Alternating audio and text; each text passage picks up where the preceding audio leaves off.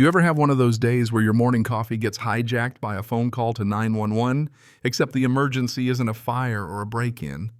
It's your neighbor calling the cops on your golden retriever for swimming in your own backyard lake. Yeah, I wish I was making that up. This is the story of how a nosy HOA neighbor named Karen tried to ruin everything I'd worked for, how her little scheme unraveled, and how a soggy dog with a hero complex ended up saving the day. And trust me, it's a ride. So let's rewind for a second. I'm Ethan, software dev, bit of a hermit. Mostly keep to myself except for Buster, my golden retriever, who's basically the only thing keeping me sane through late-night debugging sessions.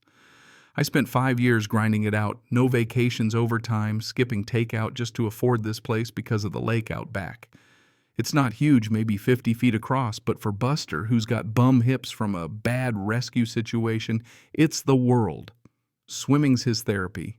Watching him float around, that's what makes all the stress fade away, you know? I'd just gotten settled into what I thought was my American dream. The neighbor Karen lives next door, late 50s, recently widowed, ex-bank manager, always talking about protecting her investment. Her house is worth less than the others, some old beef about lake access, which should have been my first clue, but I brushed it off. I figured she was just a little uptight about lawns and HOA stuff. But then that Tuesday happened. I'm out on the deck, laptop open, coding away. Buster doing laps in the lake, sun shining, birds chirping, everything is going perfect. Then I hear this furious stomping, and here comes Karen, red-faced, marching across the yard like she's about to personally deliver a cease and desist to Mother Nature. She's yelling, "Your dog is contaminating my water access," like Buster is some kind of aquatic Godzilla. I honestly thought I'd misheard. I tell her super polite that this is my lake, got the survey to prove it, and I'm happy to show her the papers if she's worried about boundaries. She just snaps back, "I don't care what your fake papers say. That lake's been part of my family's property since 1987. She's so confident I start second-guessing myself. Maybe there's some hidden legal clause, right? But before I can say another word, Karen's whipping out her phone, dialing 911 right there on the lawn. She tells the dispatcher with a level of drama that would make a soap star jealous that there's a vicious dog attacking my lakefront property. I start recording because nobody would believe this, not even my mom.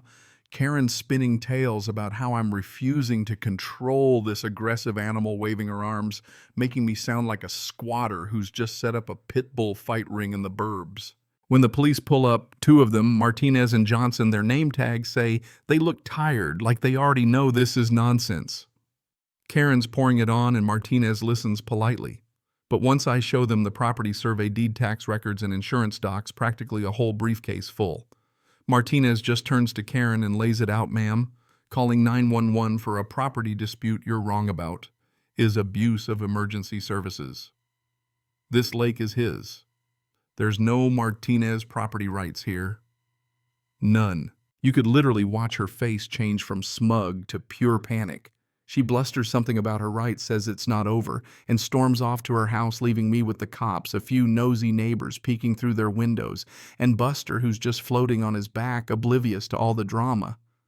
Officer Johnson even gives Buster a little head pat. We've seen aggressive animals, and that's not it.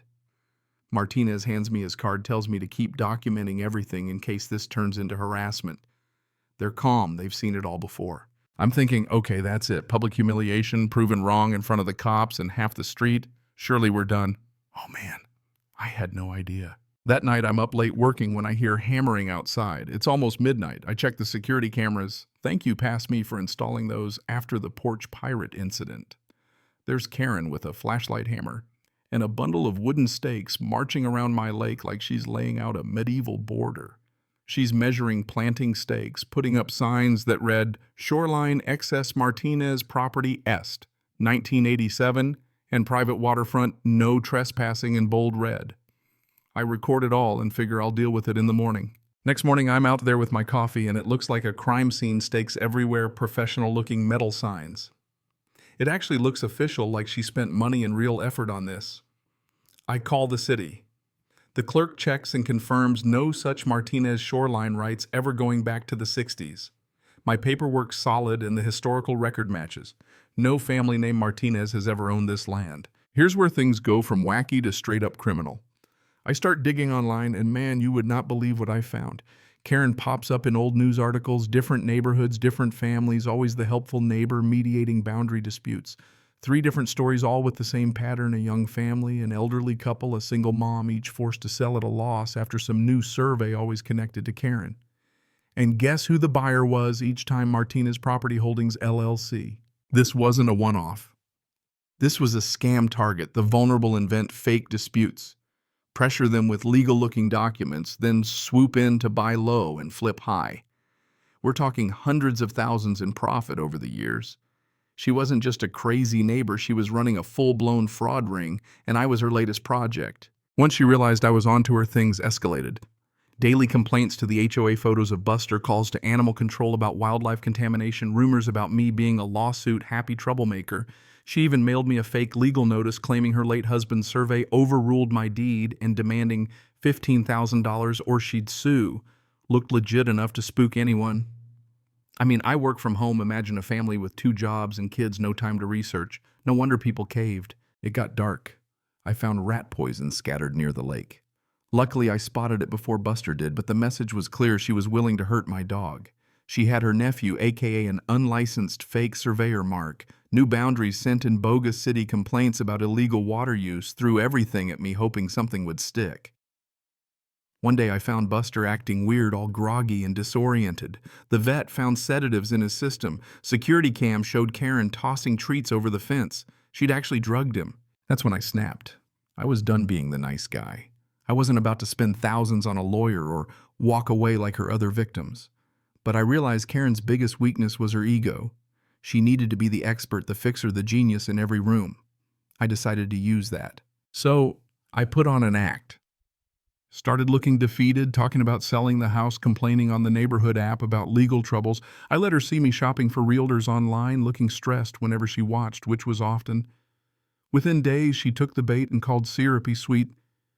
"I hear you're having some difficulties, Ethan. Maybe I can help." She explained, not even hiding it, that she knew buyers who specialize in complicated properties, quick cash, no inspections. She referenced the exact families I'd researched. I kept her talking, recorded everything, her bragging about her son running Martinez Property Holdings, about helping people avoid bankruptcy, about cleaning up boundary problems once the sale went through. Now I had her confession. I called a neighborhood meeting, claimed I was considering selling, wanted to address concerns. Set up outdoor speakers and a projector.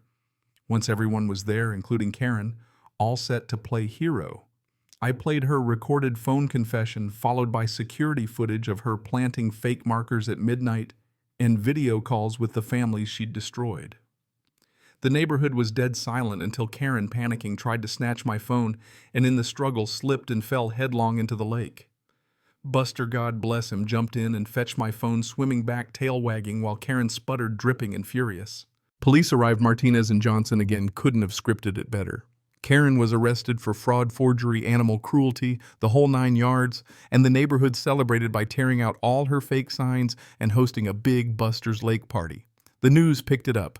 Karen's mugshot, wet hair, ruined makeup made the rounds, and her scam was finally exposed. Her company was shut down, restitution paid to the families, and I got an official apology from the HOA for ever doubting me or Buster. 6 months later, the sun's setting over my lake. Buster's doing his slow paddling victory lap, and for the first time in ages, it feels like peace.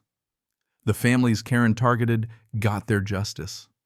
The neighborhood pulled together, and even the HOA learned a thing or two. I'll say this: bullies count on people being scared, isolated, or too tired to fight back. But sometimes all it takes is one dog, a community willing to listen, and a little bit of stubbornness to bring the whole scam crashing down. So what would you have done in my place? Ever tangled with a Karen who went too far? Drop your wildest neighbor story in the comments. Let's hear how you'd handle justice. And if you're just here for the dog, Buster says hi, and he's got plenty more lake adventures coming your way.